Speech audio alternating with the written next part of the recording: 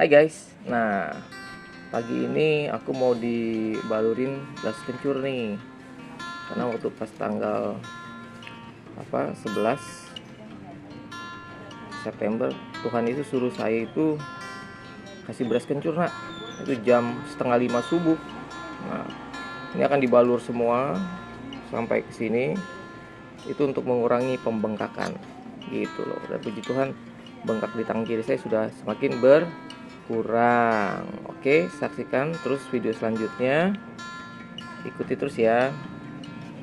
Nah guys, ini udah semua dibalur beras kencur. Nanti kalau sudah agak keringan sedikit baru akan dibebat. Oke, ikuti terus ya. Nah guys, ini udah mulai kering sedikit. Nah, terus dibebat ya. Tujuannya biar beras kencurnya tuh lebih meresap begitu ya kan. Nah ya,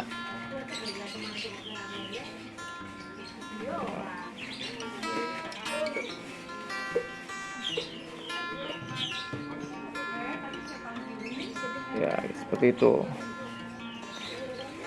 terus sampai ke lengan.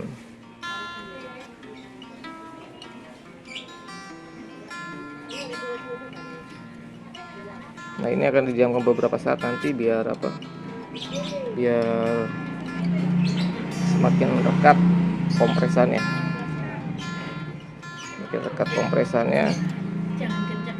Baru setelah itu akan dilepas gitu guys. Nah demikian tutorial pengobatan tradisional beras kencur. Nah terus ikutin video saya ya, 12 hari pasca 12 hari melewati lembah kekelaman bersama Tuhan Yesus. Oke. Ya. Guys, saya percaya setiap kita mengalami hal yang luar biasa dalam Tuhan Yesus Kristus Allah kita, sebab Tuhan Yesus kita luar biasa. Haleluya. Nah, teman-teman tadi mungkin sudah menyaksikan video tutorial saya di awal mengenai pengobatan tradisional beras kencur, ya kan? Kenapa saya buat video itu? Karena itu Tuhan Yesus yang kasih petunjuk buat saya untuk menyembuhkan pembengkakan di tangan saya pasca perawatan di rumah sakit selama 12 hari waktu itu. Nah, seperti janji saya, hari ini saya akan buat video kesaksian tentang pengalaman hidup saya bersama Tuhan Yesus pasca 12 hari melewati lembah kekelaman bersama dengan Tuhan Yesus. Nah, awalnya kenapa sih kok Tuhan beri petunjuk kasih beras kencur? Nah, jadi gini, waktu pas saya pulang dari rumah sakit, tepatnya hari Sabtu tanggal 10 September, yaitu malam minggu, itu saya masih bengkak parah, masih seperti kayak cambuk-cambuk tangan kiri saya. Teman-teman udah lihat kan fotonya kan sebelumnya. Nah, terus karena pembengkakannya masih parah, nyeri juga gitu. Dari RS dikasih obat ini anti nyeri tapi nggak mempan gitu. Nah, kemudian saya berdoa sama Tuhan, tepatnya waktu pas di hari Senin, ya Senin subuh gitu. Awal saya berdoa pakai bahasa Indonesia sambil tiduran gitu kan, udah nggak sanggup, sakit banget gitu, berat. Tiba-tiba saya nggak sadar gitu kan, jam setengah 3 subuh, ya, tepatnya tanggal 12 September, ya saya tiba-tiba berbahasa roh kencang sekali sampai didengar oleh keluarga saya semuanya gitu kan. Dan bahasa roh saya itu bahasa Amerika Latin, terus kemudian bahasa Mandarin, sampai jam 4 kurang seperempat, nggak salah setengah 4 gitu lah. Terus akhirnya saya tertidur tapi dengan kondisi sakit gitu kan, sangat sakit ya, tanpa beras kencur waktu itu kan, karena belum dikasih sama Tuhan gitu, belum dibebat juga. Nah, terus saya terbangun jam setengah 5 pagi, tiba-tiba saya dengar suara Tuhan di telinga saya dengan jelas, katanya begini, kasih beras kencur nak gitu kan. Saya sempat kaget, kasih beras kencur, oh iya saya baru ingat gitu. Nah, beras kencur itu pengobatan tradisional, kalau kita kebentur, bengkak apa gitu, dikompres pakai itu dan itu sembuh gitu, bisa mengurangi pembengkakan gitu, peradangan. Nah ya, nah terus akhirnya saya bilang ke keluarga saya, ya udah buat beras kencur. Nah, akhirnya diolesin beras kencur di perban, dibebat ya, supaya obatnya itu bereaksi lebih baik, meresap lebih dalam kulit gitu. Dan puji Tuhan, selama dikasih beras kencur dari tanggal 12 September sampai sekarang nih, sampai hari ini, pembegakan saya sudah semakin berkurang, tinggal sedikit lagi. Cuma nyerinya, masih ada nyerinya itu yang bikin saya nggak bisa tidur.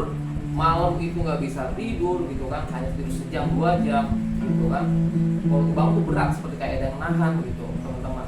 Nah terus kemudian hari Jumat ya, saya tuh berdoa sama Tuhan gitu, Tuhan gimana tangan saya gitu. Ya mungkin Tuhan tahu gitu, saya agak sedikit mengeluh, capek juga gitu kan. Nah tiba-tiba Tuhan ingatkan di memori saya, di flashback sama dia, bahwa Tuhan tuh tidak meninggalkan kita apapun kondisinya, mau kondisinya baik, tidak baik, enak, tidak enak. Tuhan Yesus tetap setia, dia nggak ninggalin kamu, nggak ninggalin saya, karena dia mengasihi kita semua gitu. Bawa flashback, nah coba kamu lihat gitu Tuhan, berapa kali banyak aku menolong kamu gitu. Saya dengar suara itu kan. Nah tepatnya saya mengalami 3 kali kematian tuh teman-teman, selama saya mengidap penyakit leukemia ini. Tepatnya waktu sebelum saya didiagnosa leukemia, itu tanggal 19 Juli, itu saya nggak bisa nafas satu-satu gitu, udah mau dijemput gitu kan. Tapi Tuhan selamatkan saya itu juga, saya nggak jadi meninggal.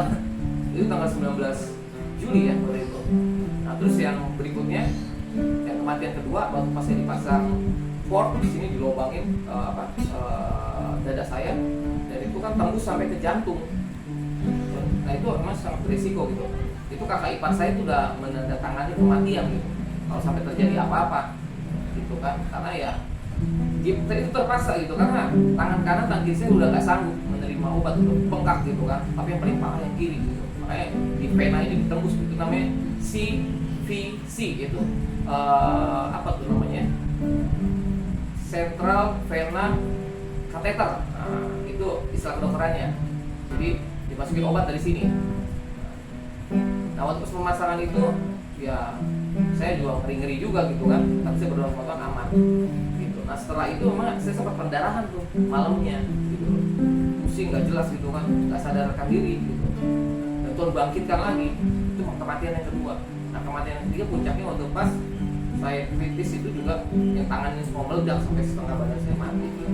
Saya nggak sadar diri, Tuhan pulihkan lagi, bangkit lagi. Nah memang belum waktunya ya saya balik ke surga ya, karena Tuhan mau aku akan pakai engkau menjadi saksiku yang hidup bagi banyak orang gitu. Aku akan melengkapi engkau ya, berarti kan saya harus hidup ya. Kalau saya meninggal gimana saya mau bersaksi buat teman-teman akan kasih Tuhan yang nyata dalam hidup saya, bahkan hidup teman-teman semua gitu ya, seperti itu. Nah terus saya diingetin ayat firman Tuhan di 1 Tesalonika 5 ayat 18 di hari Jumat gitu kan. Bilang gini, mengucap syukurlah dalam segala hal, sebab itulah yang dikehendaki Allah di dalam Kristus Yesus bagi kamu. Haleluya.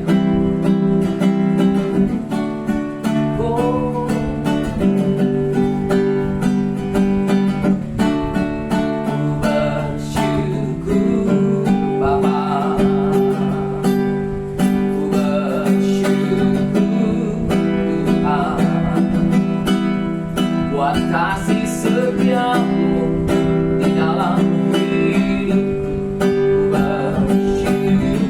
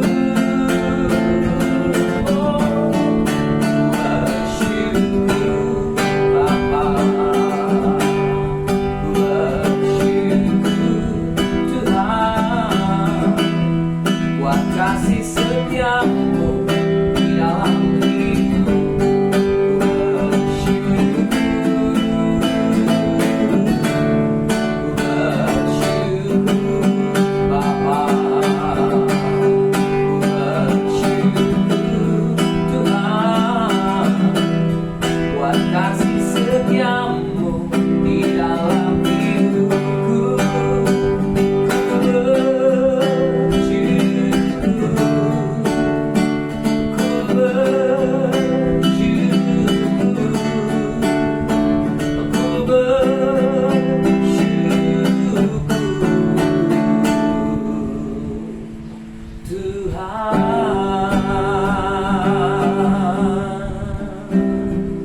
Selalu bersyukur kepada Tuhan apapun keadaannya, karena Dia Tuhan yang selalu setia, Tuhan yang tidak pernah meninggalkan perbuatan tangannya, dan Dia menyelesaikan segala sesuatu bagi hidup kita.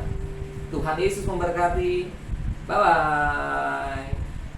Kasih setiamu di dalam hidupku, ku